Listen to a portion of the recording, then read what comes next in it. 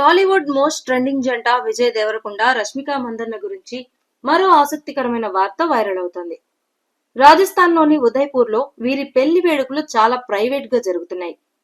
కేవలం కుటుంబ సభ్యులు, అత్యంత సన్నిహితులు మాత్రమే హాజరవుతున్నారట. అయితే ఫిబ్రవరి 24న జరిగిన సంగీత్ వేడుకలో ఓ స్పెషల్ మూమెంట్ అందరి దృష్టిని ఆకర్షించింది. విజయ్ తల్లి మాధవి దేవరకొండ రష్మికకు తమ కుటుంబ వారసత్వ గాజులను బహుమతిగా ఇచ్చారట. రష్మికను ఇంటి కోడలిగా మనస్ఫూర్తిగా ఆహ్వానిస్తూ ఈ విలువైన గిఫ్ట్ ఇచ్చారట. 2018లో వచ్చిన గీత గోవిందం సినిమా సెట్ లో విజయ్ రష్మికల ప్రయాణం మొదలైంది. ఈ సినిమా బ్లాక్ బస్టర్ అవ్వడంతో వీరిద్దరి కెమిస్ట్రీకి ఫ్యాన్స్ ఫిదా అయ్యారు. ఆ తర్వాత 2019లో డియర్ కామ్రేడ్ తో మళ్లీ కలిశారు. అప్పటి నుంచి వీళ్ళిద్దరూ వెకేషన్లు, డిన్నర్లలో కలిసి కనిపించడంతో ప్రేమలో ఉన్నారనే వార్తలు వచ్చాయి.